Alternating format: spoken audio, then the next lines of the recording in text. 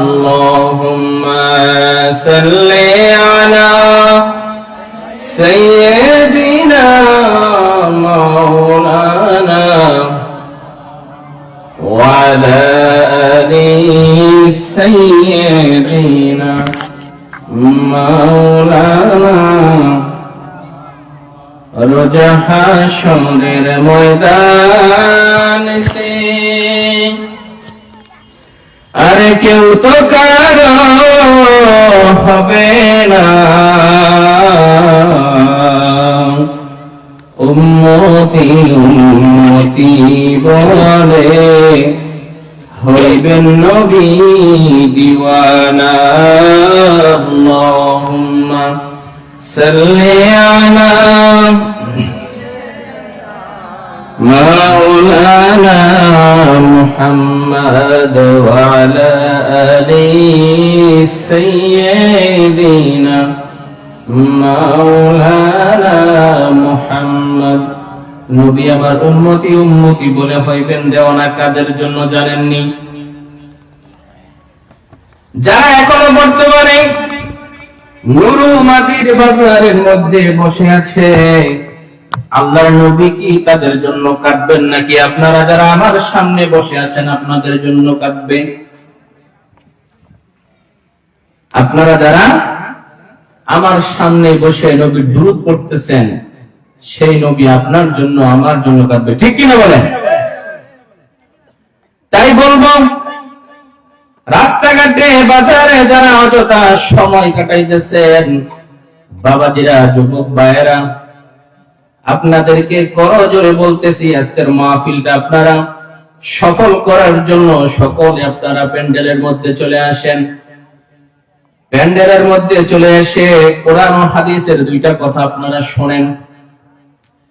কে জানে আমি ছোট্ট একটা মানুষ, আমার কোন একটা কথা যদি আপনি আমল করেন, আল্লাহ রাব্বুল আলামিন হতে পারে এই কথার উসিলায় আল্লাহ রাব্বুল আলামিন উভয় জাহানে আপনাকে আমাকেও ক্ষমা করে দিতে পারেন। পারেন কি পারেন না? সুতরাং বাবাজিরা, যুবক ভাইরা, যারা এখনো বাজারে ঘোরাফেরা করতেছেন, অযথা চায়ের দোকানের মধ্যে আড্ডা দিতেছেন, মেহেরবানি করে আপনারা সকলে এই মাতাব্বরকান্দি ঈদগাহ ময়দানে চলে আসেন। সকলে আমরা জিকির করি, লা ইলাহা ইল্লাল্লাহু লা ইলাহা লা ইলাহা। বহু দূরে মদিনা আমরা কেমনে যাব জানি না, সবাই বহু দূরে আমরা কেমনে যাব। ও দয়াল আল্লাহ দয়া করো, দয়াল আল্লাহ নসিব করো মদিনা। লা ইলাহা ও লা ইলাহা ও লা ইলাহা। আসিয়া বলে কাল্লা, তারে ফেরাউন দিল কত জ্বালা। হায়রে আসিয়া বলে কাল্লা, তারে ফেরাউন দিল কত জ্বালা। আমার আল্লাহ বলে ও জিবরাইল, আমার আল্লাহ বলে ও জিবরাইল, খোলে দাও জান্নাতের তালা। লা ইলাহা ও লা ইলাহা ও লা ইলাহা ও লা ইলাহা। কত সুন্দর মদিনা, হাজার নাই কোন তুলনা। আরে কত সুন্দর মদিনা, হাজার নাই কোন। ও তোমরা বোঝেও কেন বুঝো না, তোমরা বোঝেও কেন বুঝনা আসল ঈমান হইল মদিনা লা ইলাহা ইল্লাল্লাহু লা ইলাহা লা ইলাহা حسبي ربي جل الله ما في قلبي غير الله حسبي ربي جل الله ما في قلبي غير الله نور محمد صلى الله لا إله إلا الله لا إله لا إله لا إله नहीं दो जहां में मिसाले मोहम्मद जमाले खुदा है कमाले मोहम्मद नहीं दो जहां में मिसाले मोहम्मद जमाले खुदा है कमाले मोहम्मद बलगल उला बिकमालिही कशफत दुजा बिजमालिही हसनत जमीउ खिसालिही सल्लु अलैहि मोहम्मद ने आकर कुफ्र को मिटाया कुफ्र को मिटाकर सदाकत बताया बलगल उला बिकमालिही कशफत दुजा बिजमालिही हसनत जमीउ खिसालिही सल्लु अलैहि व आलिहि ঐতিহ্যবাহী উত্তর তারাবুনিয়া মাতাব্বরকান্দি নূরে জামে মসজিদ এবং ঈদগাহ ময়দানের উদ্যোগে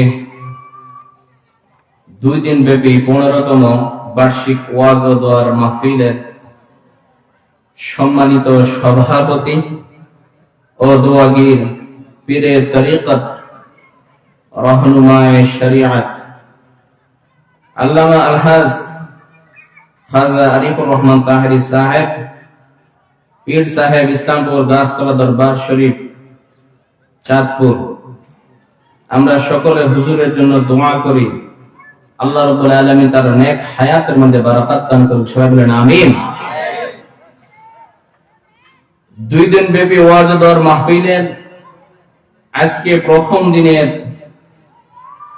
সম্মানিত প্রধান বক্তা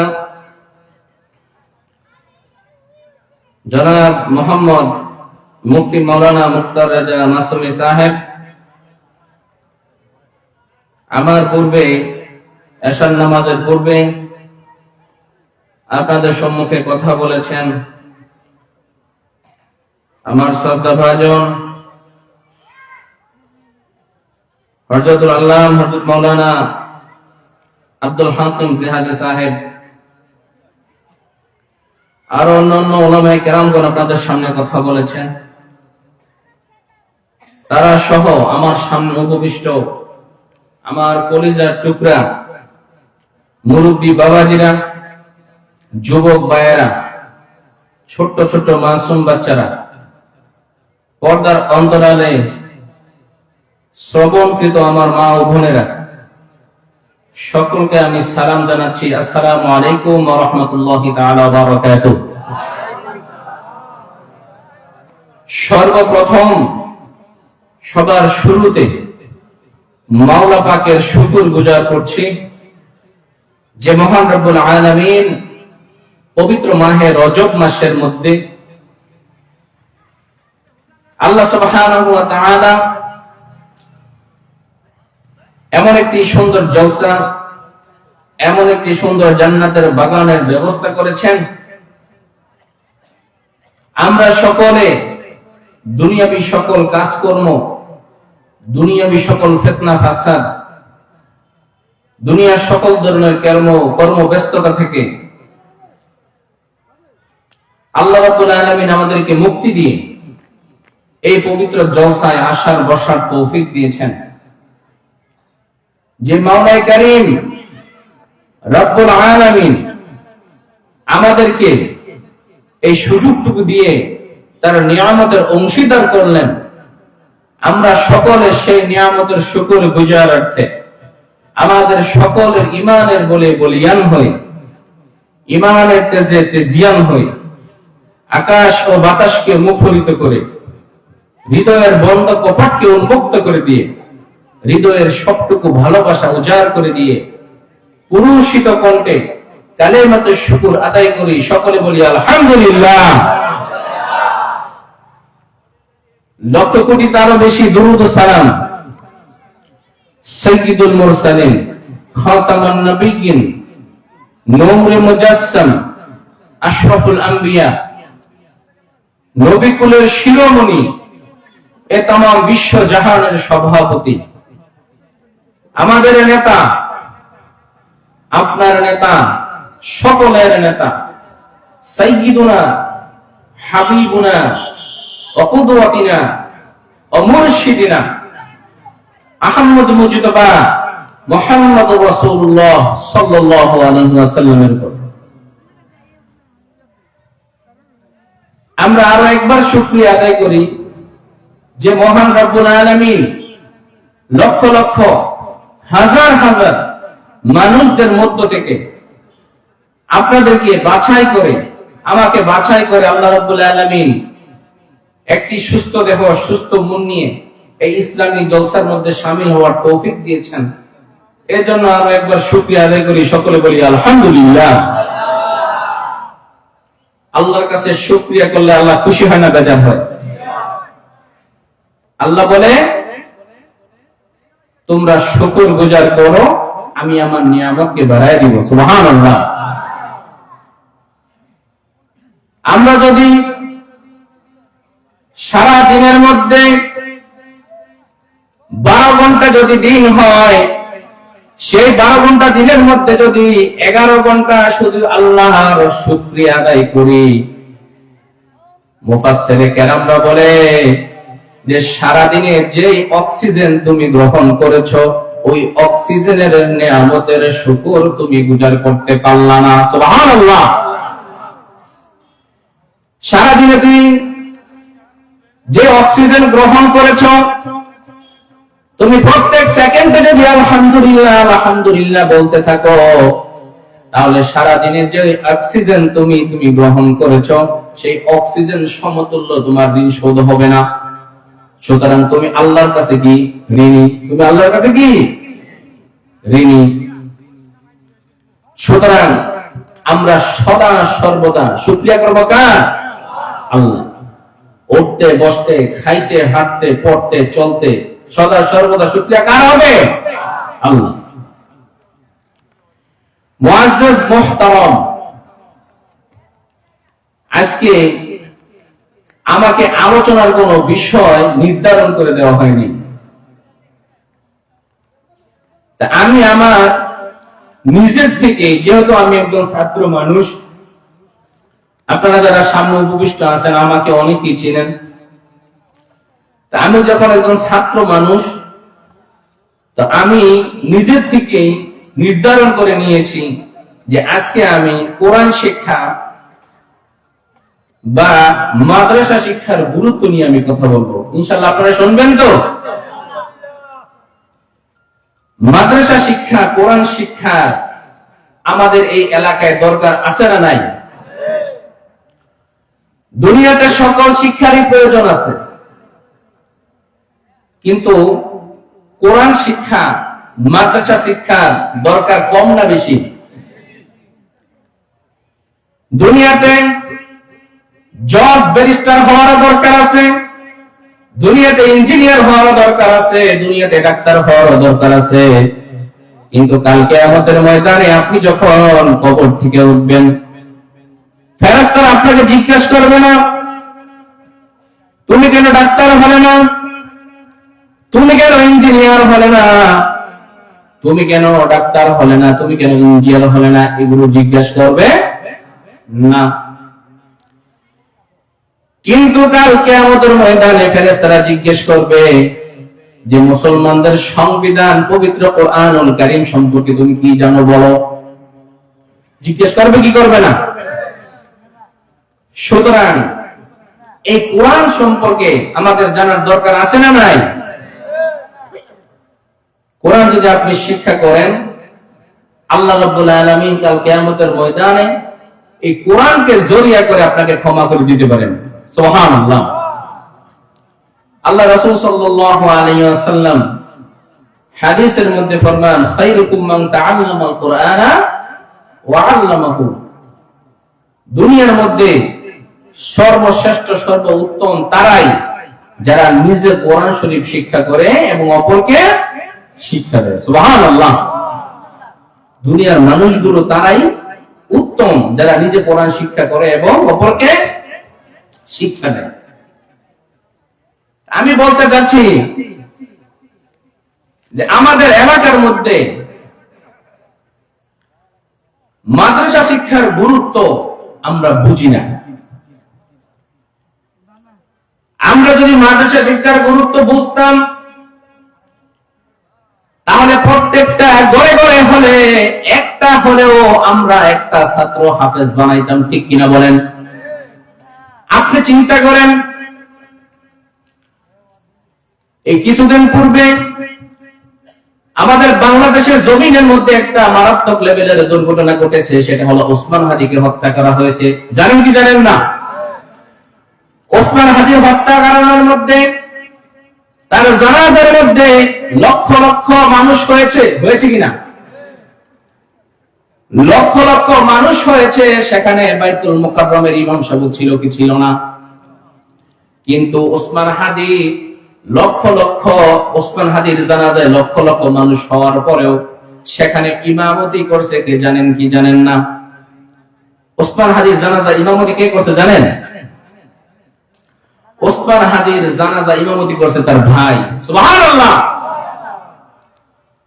কেন? সেখানে লক্ষ লক্ষ মানুষ ছিল, হাজার হাজার মানুষ ছিল, হাজার হাজার আলেম ওলামা ছিল, কিন্তু কেউ কেন সাহস পাইল না স্বয়ং বাইতুল মুকাররমের ইমাম ও খতিব আল্লামা মালিক রাহমাতুল্লাহি আলাইহি তিনি সেখানে উপস্থিত থাকার পরেও সেখানে মিজানুর রহমান আজহারি ছিলেন এবং শায়েখ আহমদুল্লাহ ছিলেন এবং বড় বড় মাপের কিছু আলেম ওলামা ছিল কবি অঙ্গনের, কিন্তু তারপরেও কেউ সেখানে জানাজা পড়ানোর সাহস পায় নাই।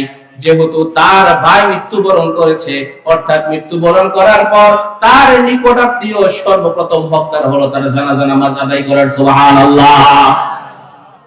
সুতরাং আমি আপনাদেরকে বলতে চাচ্ছি যে একটা ছেলে, একটা হলেও একটা ছেলে মাদ্রাসায় পড়ান, কোরআন শরীফ শিক্ষা করান, যাতে করে আপনি মৃত্যুবরণ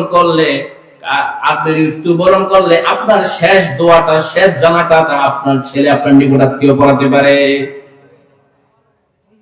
একটা ছেলে হলেও আপনি কি করেন? মাদ্রাসায় পড়ান। সে যেন আপনি যখন ইন্তেকাল করবেন আপনার জানাজার নামায় জীবনের শেষ দোয়াটা, জীবনের শেষ নামাজটা সে যেন পড়াতে পারে। এর জন্য মাদ্রাসা শিক্ষার দরকার আছে না নাই? মাদ্রাসা যদি শিক্ষা দরকার থাকে, তাহলে আপনারা কি এখন থেকে নিয়ত করবেন যে আল্লাহ রাব্বুল আলামিন আমাদের যদি বাঁচায় রাখে, ইনশাআল্লাহ আগামীতে আমাদের ছেলে সন্তান হলে একটা ছেলেও ইনশাআল্লাহ চেষ্টা করব হাফেজ বানানোর, ইনশাআল্লাহ। আপনি যদি আপনার সন্তানকে হাফেজ বানান তাহলে উপকার কি? দুনিয়াতে উপকার, আখিরাতে উপকার। আখিরাতে উপকার কেমন? আপনি যখন দুনিয়ার জমিনের মধ্যে আপনার সন্তানকে লালন পালন করতে যায় আপনি গুনাহের মধ্যে লিপ্ত হয়ে গেছেন। একজন বাবা যখন বাবা হয় তখন সে দুনিয়াতে কোনটা হালাল কোনটা হারাম এটা অনেক সময় সে পার্থক্য করতে পারে না, ঠিক কিনা?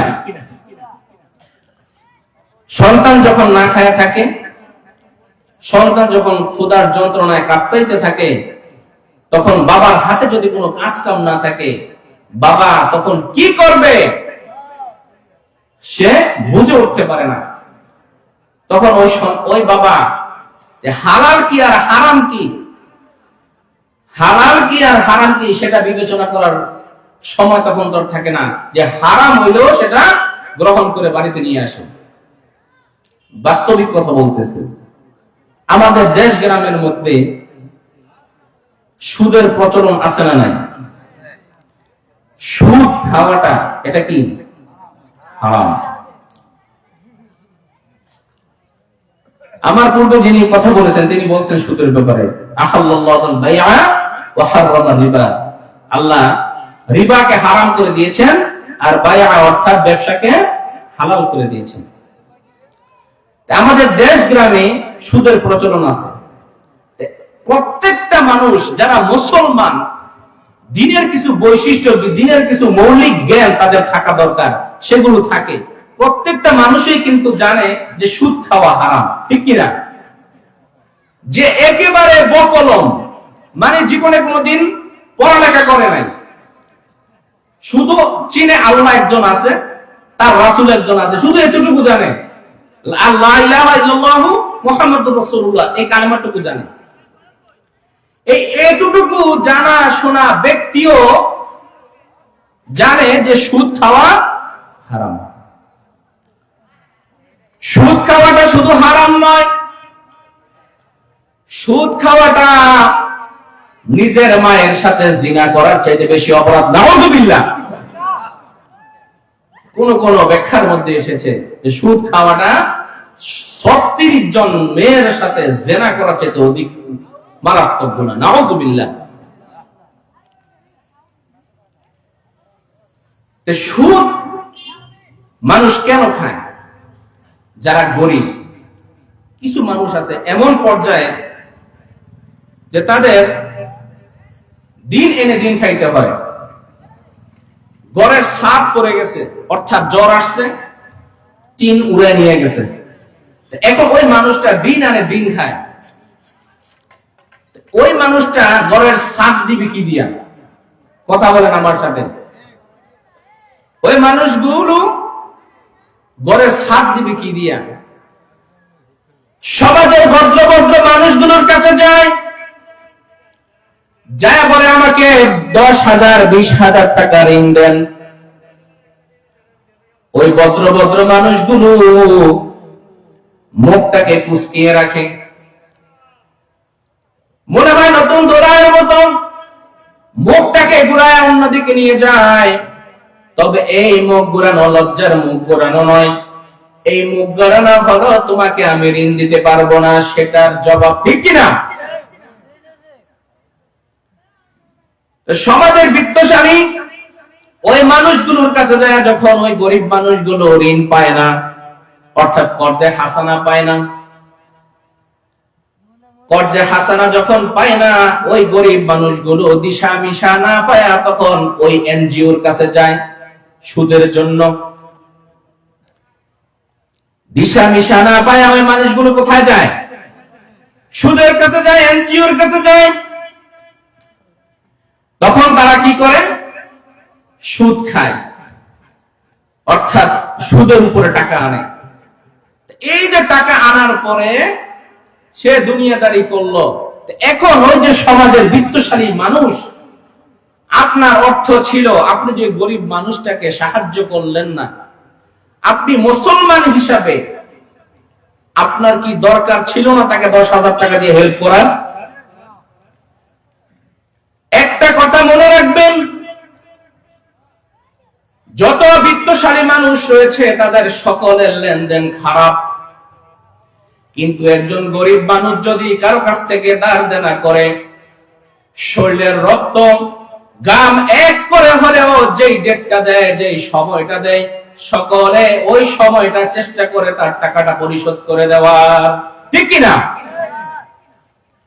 কিন্তু বিত্তশালীরা মুখ ঘুরায় নেয়, মুখ ঘুরায় নিয়া অর্থাৎ দিব না এটা ভঙ্গি করে আরেকটা শব্দ সাথে করে দিয়ে দেয় যে দিতে পারি, একটা শর্তে আছে, কয় পার্সেন্ট দিবি, আছে না নাই? কয় পার্সেন্ট দিবি, কয় টাকা দিবি? ওই বিত্তশালীদের কাছে সুদের টাকা আনলে 70,000 টাকা যদি আনেন, আপনার 20,000 টাকা রেখে আপনাকে মাত্র 50,000 টাকা ধরায় দিবে। অর্থাৎ ঋণ দেওয়ার পূর্বে আপনার 20,000 টাকা নাই, আছে না নাই? কিন্তু আল্লাহ রাসূল সাল্লাল্লাহু আলাইহি ওয়াসাল্লাম বলছেন, কোন ব্যক্তি যদি করতে হাসানা দেয়, অর্থাৎ কোন গরিব মানুষ যদি কোন বিপদের মধ্যে পড়ে যায়, ওই সময় যদি বিত্তশালী যারা অর্থ সম্পদশালী মানুষ রয়েছে, তারা যদি ওই গরিব মানুষটাকে সাহায্য সহযোগিতা করে, আল্লাহ রাসূল সাল্লাল্লাহু আলাইহি ওয়াসাল্লাম বলেন একটি উমরা কবুল হজের সওয়াব তার আমলনামায় দেয়া দেওয়া হয়। সুবহানাল্লাহ। আপনি বুঝেন যে করতে হাসানা দেওয়াটা কতটা উত্তম সওয়াবের কাজ। কিন্তু আমাদের দেশের যারা বিত্তশালী আছে তারা শুধু পয়সাই চেনে, অর্থাৎ সবাই একরকম না। আপনারা কিন্তু সবাই আবার রাগ করিয়েন না, সবাই কি একরকম না। বড় লোকদের মধ্যে, বিত্তশালীদের মধ্যেও অনেক দানবীর, অনেকে সৎকারী আছে না নাই? কিন্তু ম্যাক্সিমাম, বেশিরভাগ মানুষই কি সুদের সাথে সম্পৃক্ত, আছে না নাই? আল্লাহ রাব্বুল আলামিন এই সুদ থেকে আমাদের সকলকে রেহাই দেন, সবাই বলেন আমিন। এখন বলতেছিলাম, আপনার সন্তানকে যদি আপনি মাদ্রাসায় পড়াইতেন, আপনার সন্তানকে যদি কোরআনের শিক্ষা দিতেন, আপনার সন্তানকে যদি ছোটবেলা থেকে কোরআন ও হাদিসের শিক্ষা দিতেন, সে বড় হয়ে সুদ যে একটা খারাপ জিনিস, সুদ যে একটা হারাম জিনিস, সে এটা কি ছোটবেলা থেকেই শিখতো, ঠিক কিনা? এখন আমাদের সমাজের মানুষগুলো হয়ে গিয়েছে এমন যে জানি কিন্তু জানি না। কারণ যদি জানি এটা বলি তাহলে আমার মানতে হবে। সুদ হারাম এটা আমি জানি, কিন্তু জানলে আমার মানতে হবে। 5 ওয়াক্ত নামাজ ফরজ এটা যদি আমি মুখ দিয়া বলি যে 5 ওয়াক্ত নামাজ ফরজ, এটা আমি জানি, তাহলে আমার সেটা মানতে হবে। কিন্তু এখনকার মানুষগুলো এমন হয়েছে যে জানি কিন্তু মানি না, জানি কিন্তু বলি না। আমাদের সমাজের সকল মানুষগুলো, বেশিরভাগ মানুষগুলো সকল বিষয়গুলো জানে কিন্তু মানতে রাজি। সকলে জানতে জানি কিন্তু মানতে রাজি না। আল্লাহ রাব্বুল আলামিন ওই সকল মানুষগুলোকে সঠিক হেদায়েত দান করুক যারা এখনো সুদের সাথে, এখনো বেনামাজি হয়ে দুনিয়াতে জীবন যাপন করতেছে। আল্লাহ রাব্বুল আলামিন ওই মানুষগুলোকে সঠিক হেদায়েত দান করুক, সবাই বলেন আমিন। মুআজ্জাজ মুহতারাম, আমার আলোচনা হলো মাদ্রাসার শিক্ষা, কোরআন শিক্ষার গুরুত্ব নিয়ে। আমি বলতেছিলাম যে মাদ্রাসায় যদি আপনি একটা ছেলে পড়ান, এই ছেলে কাল কিয়ামতের ময়দানে আপনার জন্য একটা বিশাল নিয়ামত হবে। হবে কি হবে না?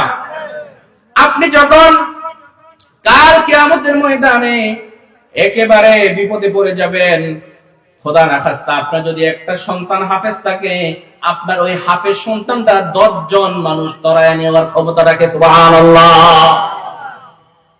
তরায় কোথায় নিবে? জান্নাতে। জান্নাতটা যে কত সুন্দর আপনারা জানেন। এই জান্নাতে যাওয়ার জন্য হলেও একটা সন্তান আপনারা হাফেজ বানান, একটা সন্তান আপনারা আলেম বানান। জান্নাত যে কত সুন্দর, মহান রব্বুল আলামিন পবিত্র কালামুল্লাহ শরীফের মধ্যে বলেন, ফালা তা'লামু নাফসুম মা উখফিয়া লাহুম মিন কুররাতি আ'য়ুন জাযাআম বিমা কানু ইয়ামালুন। আল্লাহ রাব্বুল আলামিন পবিত্র কালামুল্লাহ শরীফের মধ্যে ইরশাদ করেন, ফালা তা'লামু নাফসুম মা উখফিয়া লাহুম মিন কুররাতি আ'য়ুন। আমি আমার ইমানদার ফরেজগার বান্দাদের জন্য কত সুন্দর জান্নাত বানায়া রেখেছি। আমি কত সুন্দর নিয়ামত তাদের জন্য কাল কিয়ামতের ময়দানে রেখে দিয়েছি। আমার বান্দারা সেটা নিজেদের চোখে দেখে নাই। জাযাআম বিমা কানু ইয়ামালুন, সেই জান্নাতটা যে কত সুন্দর, কত মনোমুগ্ধকর, সেটা আমার বান্দারা জানে না।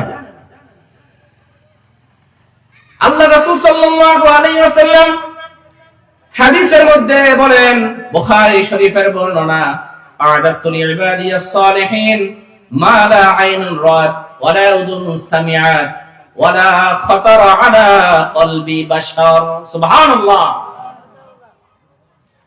আল্লাহ রাসূল সাল্লাল্লাহু আলাইহি ওয়াসাল্লাম বলেন, হাদিসে কুদসির মধ্যে আল্লাহ রাব্বুল আলামিন বলেন, আমি আমার নেককারী বান্দার বান্দাদের জন্য এমন সুন্দর জান্নাত বানায় রেখেছি, মা লা আইনুন রাত, পৃথিবীর কোন চোখ তা দেখে নাই, ওয়ালা উযুনুন সামিআত, পৃথিবীর কোন কান ওই জান্নাতের কোন কলকহ শব্দ শুনে নাই, ওয়ালা খাতারা আলা কলবি বাশার, জান্নাতটা কত সুন্দর, কত মনোমুগ্ধকর, পৃথিবীর মানুষ অর্থাৎ বাশার যারা রয়েছেন, মানুষ যারা রয়েছেন, তাদের কল্পনা করাও হবে না। সুবহানাল্লাহ। কল্পনাও করতে পারবে না যে জান্নাতটা কত সুন্দর। জান্নাতের মধ্যে আমাদের যাওয়ার দরকার আছে না নাই? আমরা সকলে কোথায় যাইতে চাই? দুনিয়াতে আমরা টাকা পয়সার মালিক হয়ে মনে করি আমরা সফল কাম হয়ে গেছি, কিন্তু আমরা আসলে সফল কাম হই নাই। কাল কিয়ামতের ময়দানে আমরা আমাদের যখন জাহান্নামের ফয়সালা হয়ে যাবে, এই দুনিয়ার কোন নেক সন্তান দ্বারা, কোন সদকা দ্বারা, কোন ভালো কাজের দ্বারা যখন আমরা ওই জাহান্নাম থেকে জান্নাত যাইতে পারবো, তখনই হব আমরা সফল কাম। ঠিক কিনা? মহান রব্বুল আলামিন পবিত্র কালামুল্লাহ শরীফের মধ্যে ইরশাদ করেন যে কাল কিয়ামতের ময়দানে যখন তোমাদের জাহান্নামের ফয়সালা হয়ে যাবে, জাহান্নামের ফয়সালা যখন তোমাদের হয়ে যাবে, তখন দুনিয়ার কোন নেক আমল দ্বারা যদি ওই দিন তোমাদের কোনো কাজে লেগে যায়, ওই জাহান্নামী ব্যক্তিদেরকে ধরে ধরে আল্লাহ রাব্বুল আলামিন জান্নাত পৌঁছায় দিবেন। সুবহানাল্লাহ। ফামান যুকজিহা আনিন নারি ওয়া উদখিলাল জান্নাতা ফাকাদ ফাজ। সূরা আলার মধ্যে আল্লাহ রাব্বুল আলামিন বলতেছেন, ফামান যুকজিহা আনিন নার, যে তোমাদের জাহান্নাম অবতারিত হয়ে গিয়েছে। দুনিয়াতে একটা ছেলে হাফেজ বানাইছিলাম, একটা ভালো কোনো কাজ করছিলাম, একটা নেক আমল করছিলাম, ওই নেক আমলের বদৌলতে আল্লাহ রাব্বুল আলামিন ওই জাহান্নামগামী ব্যক্তিদেরকে ঘুরে ঘুরে আল্লাহ রাব্বুল আলামিন ওই নেকের বদৌলতে তাকে জান্নাত পৌঁছায় দিবেন। সুবহানাল্লাহ। সুতরাং দুনিয়াতে আমাদের সন্তানদেরকে আলেম বানানোর দরকার আছে না নাই? মুআজ্জাজ মুহতারাম, মাদ্রাসায় পড়লে কত যে সওয়াব, কত যে নেকি, কত যে সম্মান, কত যে ইজ্জত, কত যে মর্যাদা, এটা যারা পড়েছে তারাই বলতে পারবে। ঠিক কিনা বলেন? এই দুনিয়ার জমিনের মধ্যে অসংখ্য মানুষ রয়েছে, অসংখ্য মানুষের মধ্যে যারা ইলম অর্জন করেছে, যারা জ্ঞানী, তারা আর যারা জ্ঞান ছাড়া সাধারণ মানুষ, তারা কখনো এক হতে পারে? আল্লাহ রাব্বুল আলামিন পবিত্র কালামুল্লাহ শরীফের মধ্যে বলেন, কুল হাল ইয়াস্তাউিল লাযীনা ইয়ালামুনা ওয়াল লাযীনা লা ইয়ালামুন, যে যারা জানে এবং যারা জানে না তারা কখনো এক হতে পারে না।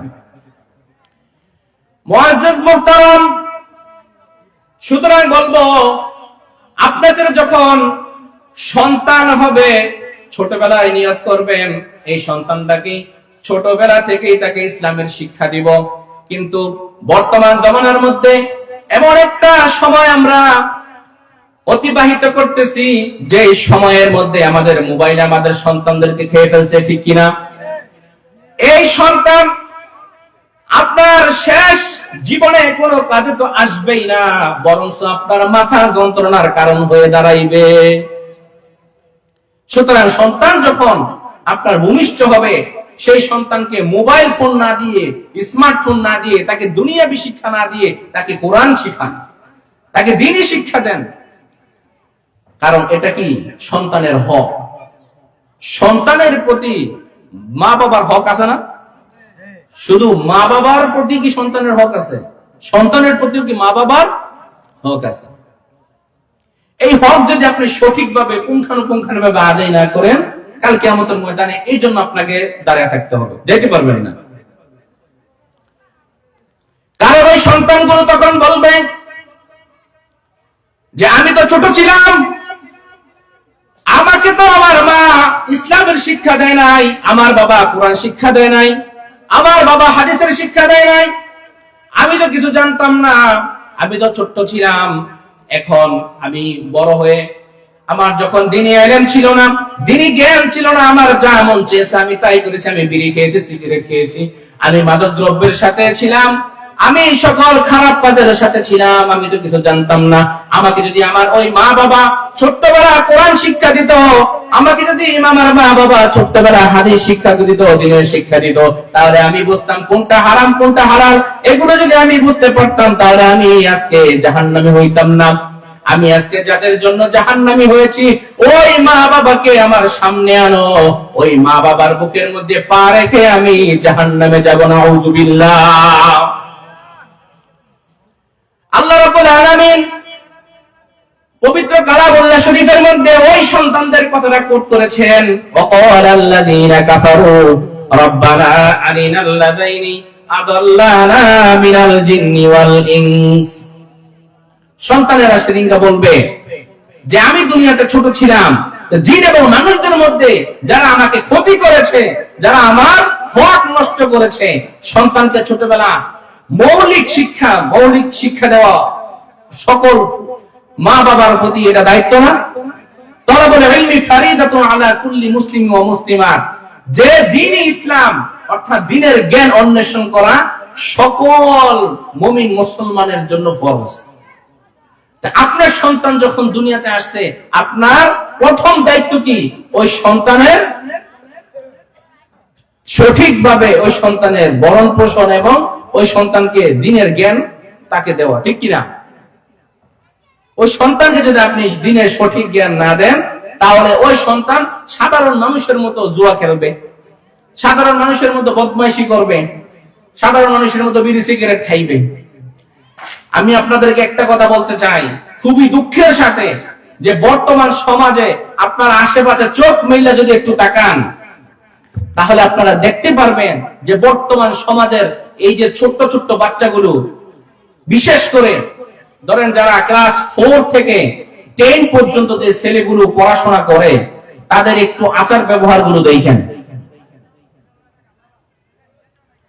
আপনি বিশ্বাস করবেন কিনা জানি না, আমাদের সমাজের মধ্যে এমন ছেলে আছে যে ছেলেগুলো মাত্র 8-এ পড়ে, 9-এ পড়ে, সেই ছেলেগুলো এখন থেকে সিগারেট খাওয়া শুরু করছে। কোন মুরব্বী বাঁচে না, বাবা চাচা কেউ বাঁচে না। ওই ছোট্ট ছোট্ট ছেলেগুলো মাত্র 8 পড়ে, মাত্র 7 পড়ে, ওই ছেলেগুলো এখন থেকে সিগারেট খাওয়া শুরু করছে। কোন মুরব্বী মানে না, কোন বড় মানে না, যেখানে সেখানে বেয়াদবি করে ফেলে।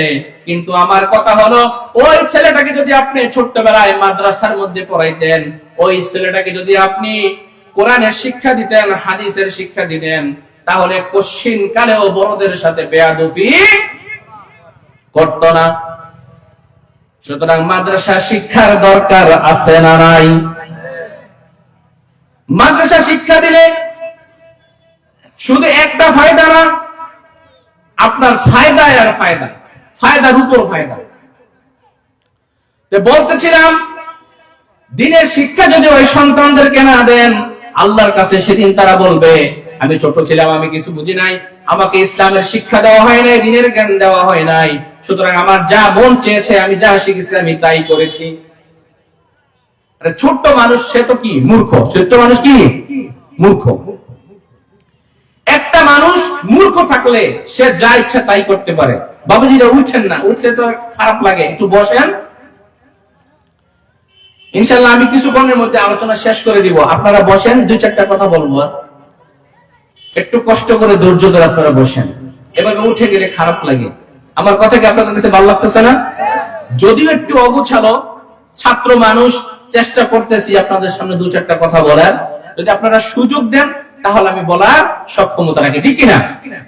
আপনারা কেউ উঠছেন না, মেহেরবানি করে কিছু সময় ধরে ধৈর্য ধরে আপনারা শুনুন, ইনশাআল্লাহ ভালো লাগবে। বলতেছিলাম, সন্তান যখন ছোট থাকে সে মূর্খ, সে কি থাকে? মূর্খ থাকে।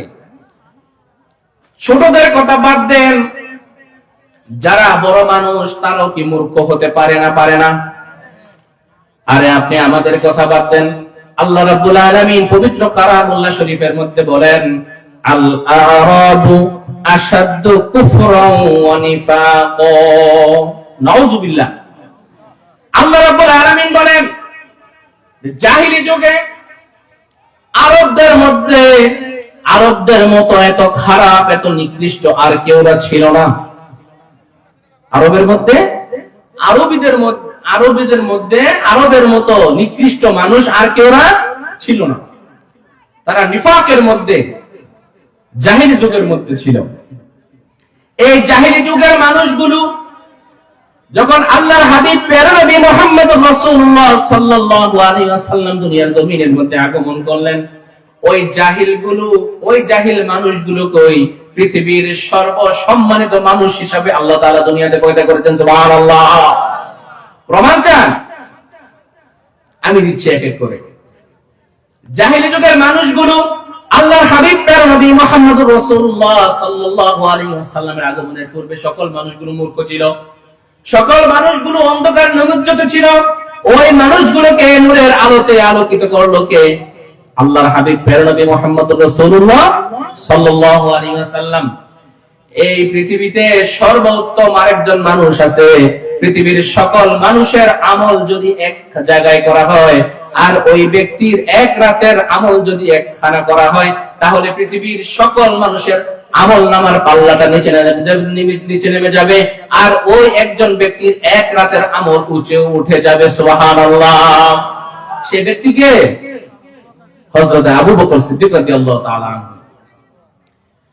হযরত আবু বকর সিদ্দিক রাদিয়াল্লাহু তাআলা আনহু 38 তথা 38 বছর বয়সে তিনি ইসলাম গ্রহণ করেন। কয় বছর বয়সে? 38 বছর বয়সে ইসলাম গ্রহণ করেন। তথা ওই ইসলাম গ্রহণের পূর্বে আবু বকর সিদ্দিক রাদিয়াল্লাহু তাআলা আনহু ইসলামের কিছুই জানতেন না। যখন তিনি ইসলাম গ্রহণ করলেন, আস্তে আস্তে ইসলাম জানা শুরু করলেন, আস্তে আস্তে কোরআন শেখা শুরু করলেন, হাদিস পড়া শুরু করলেন। এমনি এমনি করে তিনি আমিরুল মুমিনিন হিসাবে অতিবাহিত হয়েছেন। সুবহানাল্লাহ। আরবের মানুষটা ছিল কি? সবচেয়ে জঘন্য, সবচেয়ে নিকৃষ্ট। ওই নিকৃষ্ট মানুষগুলোর মধ্যেই আল্লাহ রাব্বুল আলামিন ফুল ফুটায়া একেবারে বিশ্বের সর্বসম্মানিত মানুষ বানায় দিয়েছেন। সুবহানাল্লাহ। আল্লাহ যদি চায় কি না পারে। নবীজির চাচা হযরত আনাস রাদিয়াল্লাহু তাআলা আনহু, তিনি 61 বছর বয়সে ইসলাম গ্রহণ করেছেন। কয় বছরে? 61 বছর। অনেক সময় দেখা যায় আমাদের বয়স হয়ে গেলে আমরা কোরআন শিখতে চাই না, আমরা পড়ালেখা করতে চাই না। অথচ আল্লাহর হাবিব তার চাচা হযরত আনাস রাদিয়াল্লাহু তাআলা আনহু, তিনি 61 বছর বয়সে তিনি ইসলাম গ্রহণ করেছেন। এত বুড়া বয়সে তিনি দ্বীন শিক্ষা করেছেন, কোরআন শিক্ষা করেছেন, হাদিস শিক্ষা করেছেন। এমনি করে অনেক সাহাবারা রয়েছেন যারা একেবারে বার্ধক্য অবস্থায় যে তারা দ্বীন শিক্ষা করেছেন। কিন্তু আমাদের বর্তমান সমাজের মানুষের অজুহাত আর অজুহাত, অজুহাত আর অজুহাত, অজুহাতের শেষ নাই। হুজুর বয়স হয়ে গিয়েছে, হুজুর দাড়ি পেকে গেছে, এখন যদি কায়দা নিয়ে বই তাহলে কেমন হবে? আছে না নাই? আরে বাবা, আপনি যখন ছোট ছিলেন আপনার বাবা কেন আপনাকে শিখায় নাই? আপনি যখন ছোট ছিলেন তখনই আপনাকে শিখানো দরকার আছিল, ঠিক কিনা? আমাদের গ্রাম অঞ্চলে একটা কথা আছে যে কাঁচা বাঁশ নোয়ালে কাঁচা বাস পাকলে করে ঠাস ঠাস, কেমন একটা কথা আছে আঞ্চলিক ভাষায়। অর্থাৎ বলতে চাচ্ছি, বাঁশ যখন কাঁচা থাকে ওইটাকে নোয়ানো যায়, কিন্তু বাঁশ যখন পেকে যায় তখন ওইটাকে আর বেঁকা করা যায় না, ঠিক কিনা? বাঁশ যখন কাঁচা থাকে ওইটাকে নোয়াইবেন, ভাঙবে না, মুছতাইবেন, ভাঙবে না, কিন্তু যখন এটা পেকে যাবে ওই সময় যদি জোর বেশি দিতে যান ওইটা সাথে সাথে ভেঙে যাবে, ঠিক কিনা বলেন? এই জন্য আপনি যখন ছোট ছিলেন, আপনার সন্তানরা এখন যারা ছোট আছে তাদেরকে যদি দিন শিক্ষা না দেন, তাদেরকে যদি ইসলামের শিক্ষা না দেন, তাদেরকে যদি কোরআন শিক্ষা না দেন, হাদিসের শিক্ষা না দেন, তাহলে ধরে নিন আপনার সন্তান যখন ওই বাঁশের মতো পেকে যাবে, আপনার কোনো কথা শুনবে তো দূরের কথা, আপনার সামনেই সে সিগারেট খাওয়া শুরু করবে, ঠিক কিনা বলেন? সুতরাং আপনার সন্তান যখন ছোট ছিল তখনই আপনাদেরকে শিক্ষা দেওয়ার দরকার আছিল। এখন বুড়া হয়ে গিয়েছেন, কোনো সমস্যা নাই। আল্লাহ রাসূলের সাহাবারা বার্ধক্য অবস্থায় যে তারা কোরআন হাদিস শিক্ষা করেছেন, কিন্তু আপনার আমার এত লজ্জা। ও বাবা, আপনি মরে দেখেন, এই লজ্জার কোনো দাম নাই। আপনি দুনিয়ার মধ্যে সরু সরায় পড়েছেন, আপনি বড় বড় 5টা 7টা 10টা 11টা 12টা করে স্কুলের কলেজের মধ্যে সাবজেক্ট আপনি পড়েছেন, কিন্তু কোন সাবজেক্টের কথা আল্লাহ রাব্বুল আলামিন কোরআন শরীফের মধ্যে, আল্লাহ রাব্বুল আলামিন কাল কিয়ামতের মধ্যে জিজ্ঞেস করবেন না আপনি যে কোরআন পড়েছেন কিনা, সেই কথাটাই আল্লাহ রাব্বুল আলামিন কাল কিয়ামতের ময়দানে জিজ্ঞেস করবেন। আরে আপনার মুসলমান, আমরা মুসলমান হিসাবে আমাদের যেই প্রধান কর্তব্য সেটা হলো আমাদের কোরআন শিক্ষা করা। আমাদের যে সংসদ ভবন আছে, এই সংসদ ভবনের মধ্যে একটা সংশোধনীয় রুলের একটা বুক আছে, ওই বুকের মধ্যে অর্থাৎ একটা বই আছে, সংবিধান আছে, ওই সংবিধান অনুযায়ী সকল আইনগুলো মেইনটেইন হয়ে পরিচালিত হয়। আল্লাহ রাব্বুল আলামিন বলতেছেন কোরআন কোন সংসদের সংসদ বিধান নয়, এটা তামাম বিশ্ব জাহানের মধ্যে যত সংসদ আছে, যত সংসদের সংশোধন, সকল সংবিধানের সংবিধান হলো আল্লাহ রাব্বুল আলামিনের কালাম, সুবহানাল্লাহ।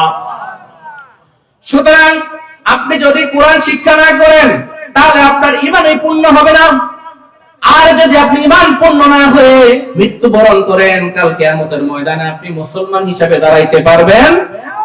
আল্লাহ রাব্বুল আলামিন বলতেছেন, ইয়া আইয়ুহাল্লাযীনা আমানুত্তাকুল্লাহা হাক্কা তুকাতিহি ওয়া লা তামুতুন্না ইল্লা ওয়া আনতুম মুসলিমুন। আল্লাহ রাব্বুল আলামিন বলেন, ও আমার বান্দারা, ও আমার ইমানদার বান্দারা, তোমরা পুঙ্খানুপুঙ্খানুভাবে ঈমানকে সঠিক করো, ঈমানকে মজবুত করো। ঈমান মজবুত করা মানে শুধু লা ইলাহা ইল্লাল্লাহ বললেন, মুহাম্মাদুর রাসূলুল্লাহ বললেন, শুধু ঈমান এখানেই থেমে নাই, শুধু ঈমান এখানেই থেমে নাই।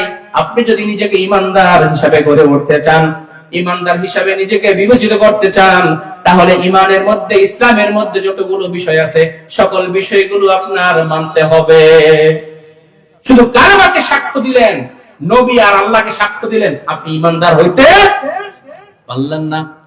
আপনি মুখে সাক্ষ্য দিলেন লা ইলাহা ইল্লাল্লাহ মুহাম্মাদুর রাসূলুল্লাহ, আর সারাদিন বাজারে ঘুরলেন, ওদিকটা নামাজের জামাত হয়, আপনি বাজারের মধ্যে করলেন, ওদিকটা জুয়া হয়, আরে দেখতেছি জুয়া হইতাছে, আপনি যে জুয়ার মধ্যে পয়সা পড়লেন, ওদিকটা চুরি হইতাছে, আরে যাবি, ওই যাবি ডাকের সাথে সাথে আপনিও চলে গেলেন, তথা আপনি ইসলামের কোনো কিছুই মানলেন না, শুধু সাক্ষ্য দিলেন লা ইলাহা ইল্লাল্লাহ মুহাম্মাদুর রাসূলুল্লাহ, কিন্তু এই ইসলাম আপনি মানলেন না। অর্থাৎ আপনার এই কালেমা সাক্ষ্য দেওয়ার পরে আপনার যে দায়িত্বগুলো আছে সেগুলো হলো 5 ওয়াক্ত নামাজ ঠিকমতো পড়া, রমজান মাসে রোজা রাখা, হজ ফরজ হলে হজ করা, যাকাত ফরজ হলে যাকাত দেওয়া, এমনি করে ইসলামের যে মূল স্তম্ভগুলো আছে সকল বিষয়গুলো পুঙ্খানুপুঙ্খানু মানলে আপনি ঈমানদার হবেন।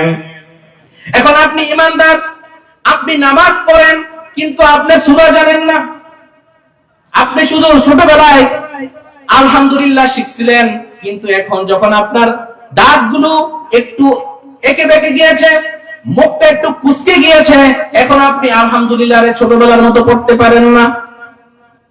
ছোটবেলায় টুকটাক কিছু শিখছিলেন। সুতরাং আমি বলতে চাই, যদি কোরআন শরীফ আপনি সহি শুদ্ধভাবে না পড়তে পারেন, আল্লাহ রাব্বুল আলামিন বলে আপনার নামাজই হবে না। আপনার নামাজ কি হবে না?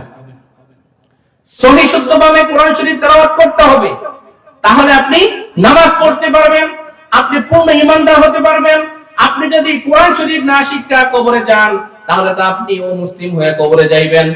আল্লাহর হাবিব প্রিয় নবী মুহাম্মদুর রাসূলুল্লাহ সাল্লাল্লাহু আলাইহি ওয়াসাল্লাম একটি কথা বলেছেন, যে ব্যক্তি 1 থেকে 60 বছর, কেউ 100 বছর, কেউ 200 বছর হায়াত পাইল, কেউ 200 বছর হায়াত পাইল, অথচ সে কোরআন শরীফ শিক্ষা করলো না, আল্লাহর হাবিব প্রিয় নবী বলেন ওই ব্যক্তির মতো মেধা অশূন্য, ওই ব্যক্তির মতো লানতদারী ব্যক্তি আর দুনিয়ার জমিনের মধ্যে হতে পারে না। নাউযুবিল্লাহ। আরে বাবা, বয়স হয়েছে, কি হয়েছে? একজন হুজুরকে যেমনি ভাবে আপনারা পর্যালোচনা করেন, হুজুরকে সময় দেন, হুজুরের সাথে আপনি চলাফেরা করেন, হুজুরের সাথে চলাফেরা করলে আপনার এমনিও ফায়দা, অমনিও ফায়দা, দুনিয়াতেও ফায়দা, আখিরাতেও ফায়দা। আপনি একজন হুজুরের সাথে চলবেন, আপনার সম্মান বাড়ায় দিবে কে? আল্লাহ তাআলা পবিত্র কোরআনুল কারীমের মধ্যে বলেন, ইয়া আইয়ুহাল্লাযীনা আমানুত্তাকুল্লাহা ওয়া কুনু মা'আস সাদিকিন। ও ঈমানদার ব্যক্তিরা, তোমরা আল্লাহকে ভয় করো এবং সত্যবাদী এবং মুত্তাকিদের সাথে তোমরা চলাফেরা করো, তাদের সঙ্গী হও। তাদের সঙ্গী যদি তোমরা হও, তাহলে তোমাদের সম্মান আল্লাহ রাব্বুল আলামিন এমনি বাড়ায় দিবে। দুনিয়াতে দেখবেন একজন নেতার সাথে চললে এতটুকু সম্মান পাওয়া যায় না। গাছতলা হুজুর অর্থাৎ খাজা আরিফুর রহমান তাহেরি সাহেব এবং হযরতুল্লাহ নকশবন্দি সাহেবের সাথে যে মানুষগুলো চলাফেরা করে, তারা যেটুকু সম্মান পায়, একটা নেতার সাথে চললেও সেটুকু সম্মান পায় না। ঠিক কিনা বলেন? এই জন্য আল্লাহ রাব্বুল আলামিন বলেছেন, মুত্তাকিদের সাথে হও, মুত্তাকিদের সাথী হও, মুত্তাকিদের সাথে সম্পর্ক রাখো। আপনি দুনিয়াতে বয়স্ক হয়ে গিয়েছেন, এই সুতা দেন। আপনি যদি আজকে মরে যান, আপনি কাল কিয়ামতের ময়দানে আল্লাহর কাছে কি জবাব দিবেন? 60 বছর, 65 বছর, 70 বছর আপনার বয়স হয়েছে, আপনি কোরআনের সূরা, একটা সূরা আপনি সহি শুদ্ধভাবে পড়তে পারেন না। এর চাইতে লজ্জা আর কিছু হইতে পারে না। আরে বাবা, এই লজ্জা তো আপনি আল্লাহর কাছে পাইবেন যদি আপনি কোরআন না শিক্ষা মরেন। সুতরাং সময় এখনো আছে, এখনো সাকরাতুল মাউত আপনার দ্বারে আসে নাই, এখনো অনেক সময় আছে, অনেক সময় অতিবাহিত করে ফেলেছেন, আর একটা সময় অতিবাহিত করেন না। আপনি আল্লাহর কাছে সাহায্য চান, আল্লাহর কাছে পানাহ চান, যে আল্লাহ, ছোটবেলায় যে ভুল বেয়াদবি করেছি, সময় ছিল কোরআন শিক্ষা করার, হাদিস শিক্ষা করার, সেগুলো শিখতে পারি নাই। এখন আল্লাহ রাব্বুল আলামিন মনের মধ্যে বল এসেছে, ঈমানের জোর এসেছে, আল্লাহ রাব্বুল আলামিন আমি কোরআন শিখতে চাই। এই কথা বলে একজন হুজুরের হাত ধরে কোরআন শিখতে বসে যান, বসে যান, বসে যান। আল্লাহ কি কসম করে বলি, যদি ঈমানের জোর, ঈমান যদি মজবুত থাকে, মনকে যদি একেবারে শক্ত করে আপনি বসতে পারেন, আল্লাহর কসম করে বলি 3 মাসের মধ্যে আপনি কোরআন শরীফ সহি শুদ্ধভাবে শিখতে পারবেন। সুবহানাল্লাহ। 3 মাসের মধ্যে আপনি কোরআন শরীফ শুদ্ধভাবে শিখতে পারবেন। বেশি দিন লাগবে না, মাত্র 3 মাস। আল্লাহর কাছে সাহায্য চান, নিজে এতটা দুর্বল হবেন না। আল্লাহ রাব্বুল আলামিন আমাদেরকে তো এমনি বানাইছেন দুর্বল করে, ওয়াখলিকাল ইনসানু দাঈফা। আল্লাহ রাব্বুল আলামিন আমাদেরকে এমনি দুর্বল বানাইছেন। আপনি যদি আরো দুর্বল হয়ে যান তাহলে হবে না, কারণ আল্লাহ রাব্বুল আলামিন 18,000 মাখলুকাতের মধ্যে আপনি আমাকে সর্বোত্তম সম্মান দিয়ে আল্লাহ রাব্বুল আলামিন বানাইছেন। সুবহানাল্লাহ। ওয়ালাকাদ কাররামনা বানি আদম ওয়া হামালনাহুম ফিল বাররি ওয়াল বাহর। আল্লাহ রাব্বুল আলামিন বনি আদমের সম্মান বাড়ায় দিয়েছেন। সুবহানাল্লাহ। ও বাবাজিরা, আপনি যখন কোরআন শিক্ষা করবেন, আপনি যখন দ্বীন ইসলাম শিক্ষা করবেন, দুনিয়ার কোনো মানুষের কাছে সাহায্য চাইবেন না। সাহায্য চাইবেন কার কাছে? আল্লাহর কাছে। সঠিক মন নিয়ে, সঠিক ঈমান নিয়ে আল্লাহর কাছে সাহায্য চান, আল্লাহ দিবে। কিন্তু অনেক সময় দেখা যায় আমরা ভুল করে ফেলি। এই ভুল করলে কি হবে? ভুলের শাস্তিও পাওয়া লাগে। ঠিক কিনা?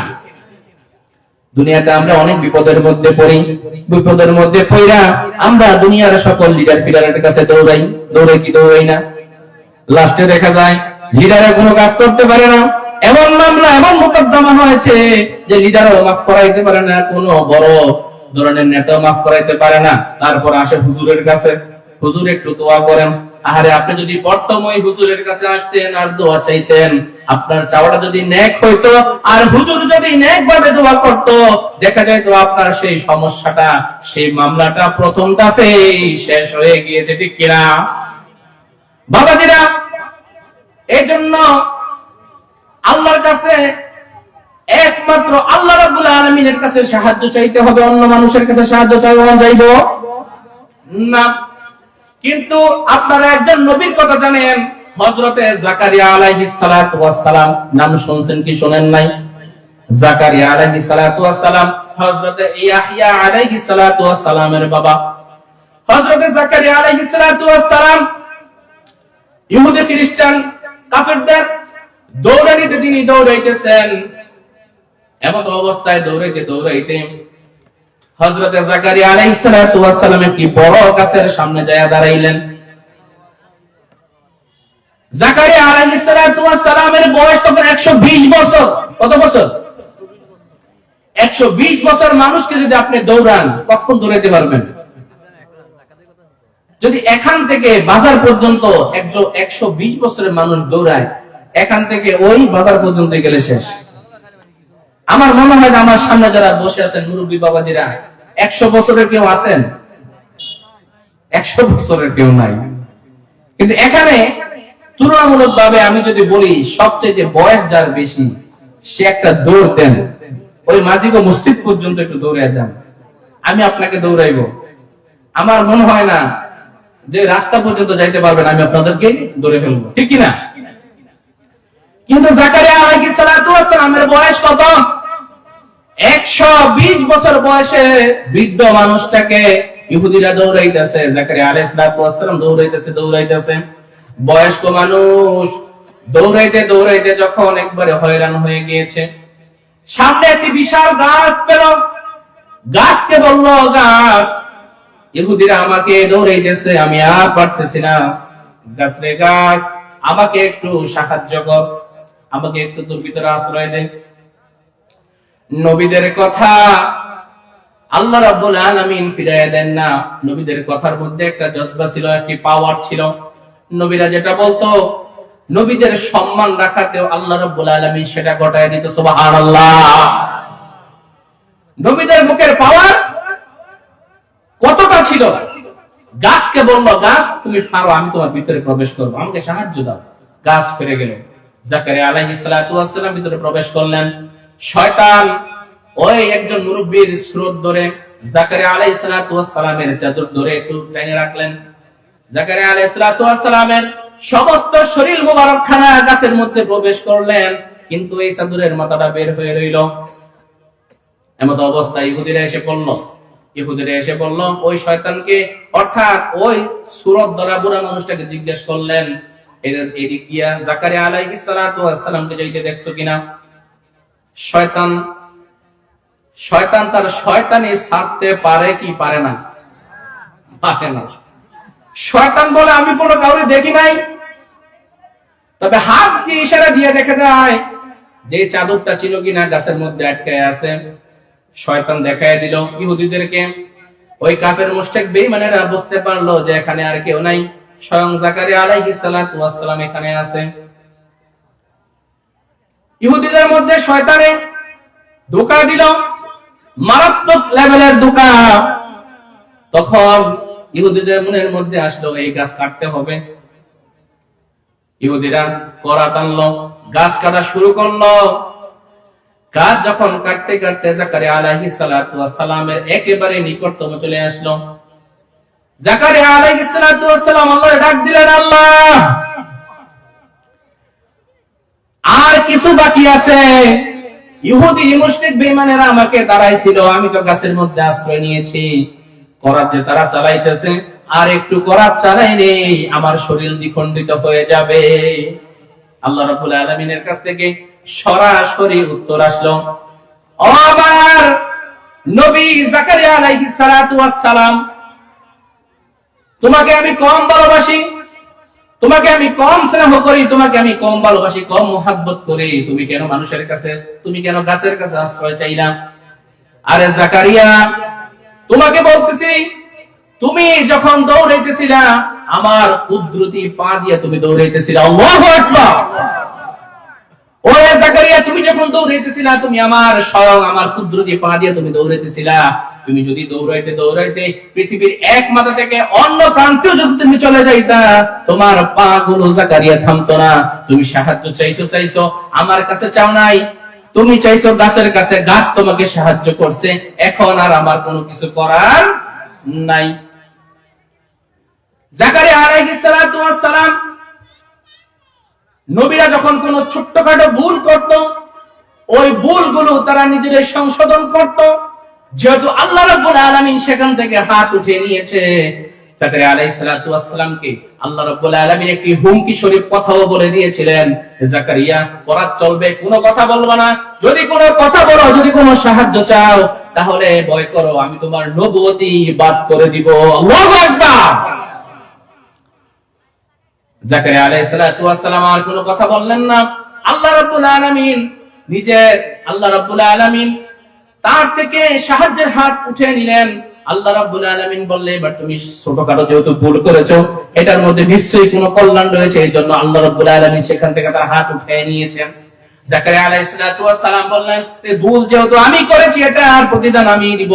জাকারিয়া আলাইহিস সালাতু ওয়াস সালাম আর কিছু বললেন না। ইহুদিরা গাছ কাটা শুরু করলো। কোন মুফাসসিরে কেরাম বলেছেন যে নাভি বরাবর কাটা হয়েছে, আবার কোন মুফাসসিরে বলেছেন, কোন ব্যাখ্যায় এসেছে যে মাথা বরাবর এভাবে কাটা হয়েছে, অর্থাৎ নাভির বাঁক সামনে চলে গিয়েছে আর পিছন বাঁক পিছনে চলে গিয়েছে। এভাবে যখন কর্তন করে রক্ত একেবারে লোল দিয়েছে, এমত অবস্থায় ইয়াহইয়া আলাইহিস সালাতু ওয়াস সালাম আসলেন। কাফের মুশরিক বেঈমানেরা চলে গেলেন। ইয়াহইয়া আলাইহিস সালাতু ওয়াস সালাম এসে দেখলেন বাবার লাশ দ্বিখণ্ডিত হয়ে গেছে। ইয়াহইয়া আলাইহিস সালাতু ওয়াস সালাম মনে বড় কষ্ট পাইলেন এবং বললেন, এই ফিলিস্তিনের জমিনের মধ্যে 70,000 নবীর চাইতেও বেশি নবী এখানে দাফন করা হয়েছে। এত নবী আসার পরেও মানুষ কেন মুসলমান হইল না? মানুষ কেন ঈমানদার হইল না? মানুষ কেন আল্লাহর প্রতি বিশ্বাস করল না? আমার বাবার লাশটাকে, আমার বাবার শরীরটাকে তারা কর্তন করে দিল। আমি আমার বাবার লাশকে আমি এই দুনিয়ার, আমি এই জেরুজালেম অর্থাৎ আমি এই ফিলিস্তিনের জমিনের মধ্যে রাখবো না। আমি আমার বাবার লাশ বাইতুল মুকাদ্দাসের মধ্যে রাখবো না। আমি আমার বাবার লাশ নিয়ে অন্য জায়গায় চলে যাব। ইয়াহইয়া আলাইহিস সালাতু ওয়াস সালাম মনে বড় কষ্ট পেয়ে তিনি কি করলেন? তার বাবার দুখণ্ডিত লাশ নিয়ে তিনি সিরিয়ার দিকে রওনা করলেন। জেরুজালেমে গিয়ে ইয়াহইয়া আলাইহিস সালাতু ওয়াস সালাম তার বাবার লাশ দাফন করেছেন। তার বাবার লাশের সাথে হযরত ইয়াহইয়া আলাইহিস সালাতু ওয়াস সালামের লাশও সেখানে দাফন হয়েছে, সেখানেই তাদের রওজা হয়েছে। এখন আপনাদেরকে বলতে চাচ্ছিলাম যে আশ্রয় চাইলে, সাহায্য চাইলে কার কাছে চাইতে হবে? আল্লাহর কাছে। আল্লাহর কাছে যদি আপনি আশ্রয় চান আর নেক নিয়ত থাকে, ঈমান তাজা থাকে, তাহলে আল্লাহ রাব্বুল আলামিন সেটা পূরণ করবেন। এটা চিন্তা করিয়েন না যে আমি বার্ধক্য এসে পৌঁছে গেছি, আমি বুড়া হয়ে গিয়েছি, এখন আর কোরআন শরীফ শিখার সময় নাই, দ্বীন ইসলাম শিখার করার সময় নাই, তাহলে ভুলের মধ্যে আছেন বাবাজিরা। আপনাদের পায়ে ধরে বলবো, বাবাজিরা এখনো হায়াত আছে, এখনো মরেন নাই। সাকরাতুল মাউত অর্থাৎ মৃত্যুর পূর্ব সময় এখনো আপনাদের আসে নাই। সুতরাং এখনো বহুত সময় আছে, কোরআনটা শিখে নেন। বাবাজিরা দুনিয়াতে কি পড়ছেন না পড়ছেন আল্লাহ বলে কিছু জিজ্ঞেস করবে না। দুনিয়াতে যদি আপনি অনেক কঠিন কঠিন ম্যাথের বুকও পড়ে থাকেন, অনেক কঠিন কঠিন ইংলিশের বুকও পড়ে থাকেন, আল্লাহ রাব্বুল আলামিন সেগুলোর জন্য জবাবদিহি করবে না। কিন্তু কোরআন যদি না শিক্ষা মরেন, তাহলে সেটার জন্য অবশ্যই আল্লাহ জবাবদিহি করবে। সুতরাং আপনাদের পায়ে ধরে বলবো, যারা সহি শুদ্ধভাবে কোরআন শিক্ষা করতে না পারেন, অবশ্যই অবশ্যই এখন থেকে চেষ্টা করবেন যে যতদিন আল্লাহ বাঁচিয়ে রাখে অন্তত চেষ্টা করে যাব। সহি শুদ্ধভাবে পড়তে পারি কি পারি না সেটা অন্য কথা, কিন্তু আমি চেষ্টা করে যাব মরণের আগ পর্যন্ত যে কোরআন শরীফ শিক্ষা আমি করব। দুনিয়াতে আল্লাহ রাব্বুল আলামিন এই যে সংবিধান শুরু করছেন কি দিয়া? ইকরা। দুনিয়া সৃষ্টি করেন কি দিয়া? ইকরা মানে পড়ো। কোরআনের সম্পূর্ণ নামটা কি জানেন? কর্নুন। এই কর্নুন অর্থ কি? অধিক পঠিত। মানে এই কোরআন শরীফের মতো এত পড়া অন্য কোন বই কিতাব পড়া হয় নাই। কোরআন এত পরিমাণে পাঠ করা হয়েছে। সুতরাং এই কোরআন একটা সহজ বিষয়। ওয়ালাকাদ ইয়াসসারনাল কুরআনা লিযিকরি ফাহাল মিন মুদ্দাক্কির। এই কোরআন এত সহজ ভাষায় নাযিল করা হয়েছে যে আমার বান্দারা তারপরও কেন শিখে না? এই কোরআনটা যদি আপনি দুনিয়াতে সহি শুদ্ধভাবে নিয়ে যেতে পারেন, তাহলে কাল কিয়ামতের ময়দানে দেখবেন আপনি সেরে গেছেন, দুনিয়া তো আপনি সেরে যাবেন। আল্লাহ বলেন ইন্না হাযাল কুরআনা ইয়াহদি লিল্লাতী হিয়া আকওয়াম, এটা সেই কোরআন যেই কোরআন দুনিয়াতে সকল অবিচল পথগুলো, সকল কষ্টদায়ক পথগুলোকে সহজ করে দেয়। সুবহানাল্লাহ। সুতরাং এই কোরআন আমাদের শিক্ষার দরকার আছে না নাই?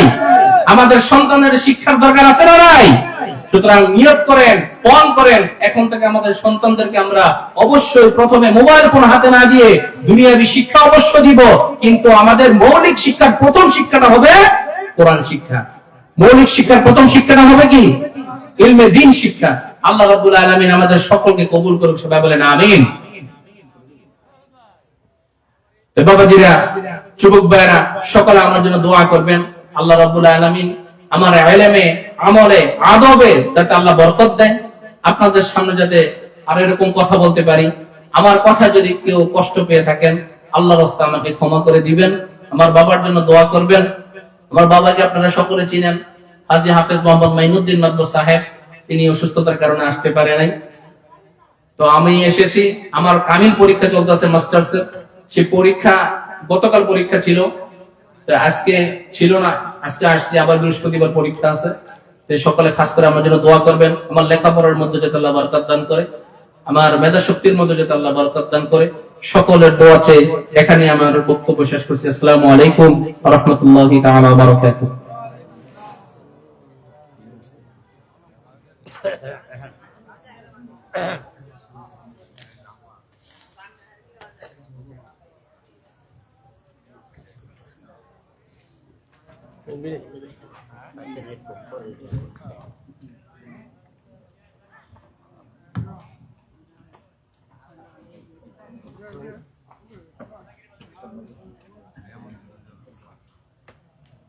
আসসালামু আলাইকুম ওয়া রাহমাতুল্লাহি তাআলা ওয়া বারাকাতুহু।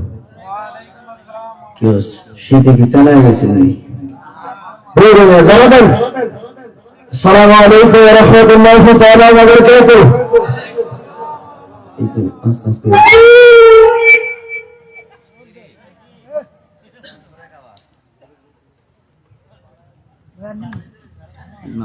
আরে মেয়েটা নিচে নামাইতে কইছি। আমরা কথা শীত আরো বেশি দূরে গেছে দেখা যায়। বাস না